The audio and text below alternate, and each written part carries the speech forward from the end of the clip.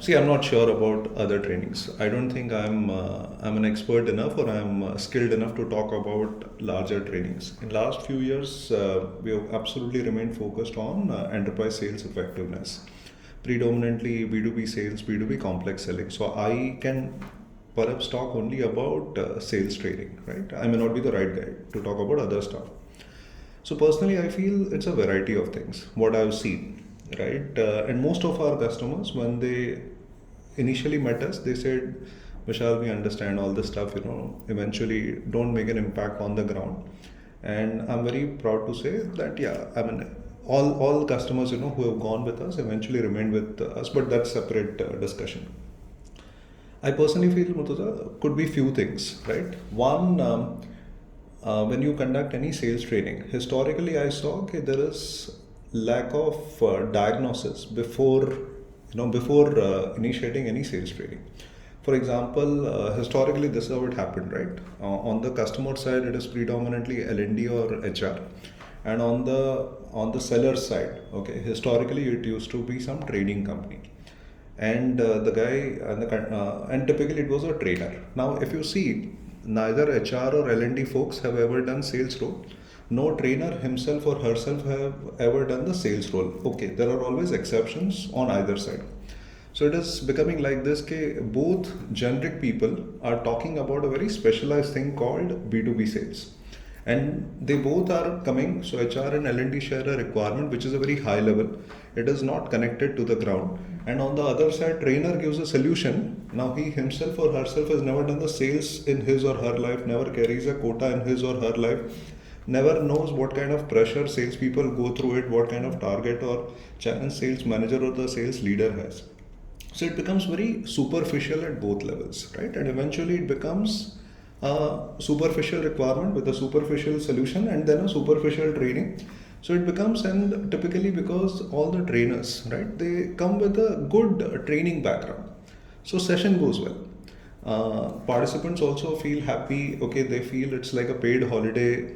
कि मजा आया, right? I mean, but eventually, if you ask them after 1 week what they remember, if you ask them, then probably only 10% of the people would be able to actually recall. Ask them after 1 month, what they recall or what they're able to actually apply on the real life sales situation, real life customer situation. My experience is zilch, nothing. So this I call it as a कि operation successful हो गया. But is the patient still alive? No, patient eventually died. And who's the patient? Patient is actually the customer organization. Because the customer made investment of time of the salespeople time and the organization resources. So I would say one by one. One is a lack of diagnosis before even prescribing solution.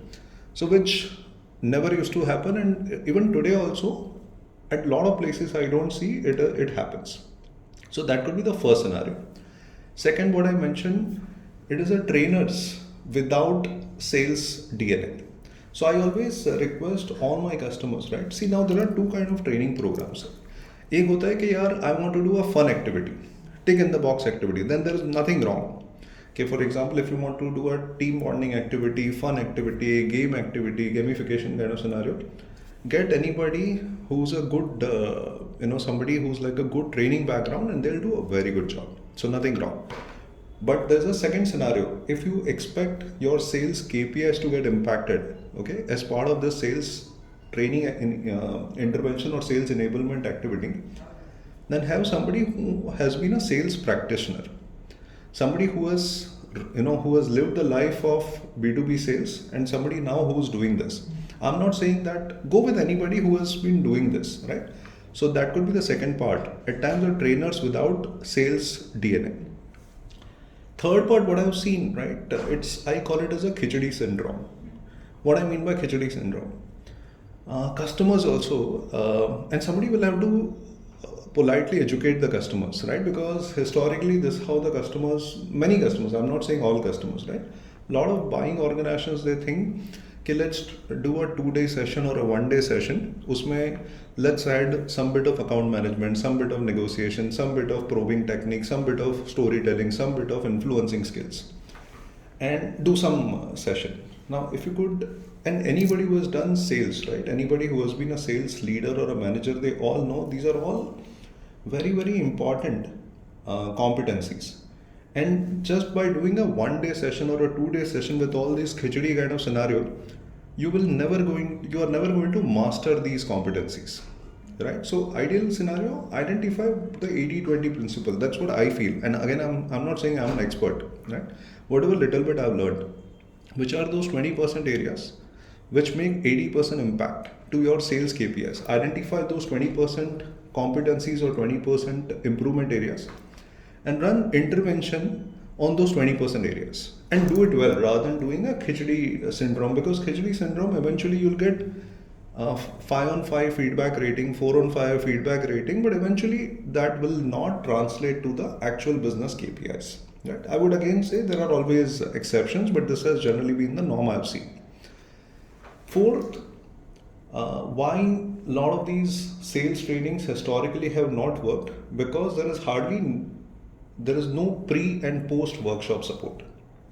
See, it is very important, right? There are three components. One is the pre-workshop, second is the actual workshop, and third is the post-workshop reinforcement, because this is where the application of learning happens. I have seen when I joined this industry, right, I realized that a lot of trainings happen without any pre-workshop understanding of the sales world, about their customer world, about their competition world. Not much customization, no customized case studies, no customized role plays, and it is a standardized content.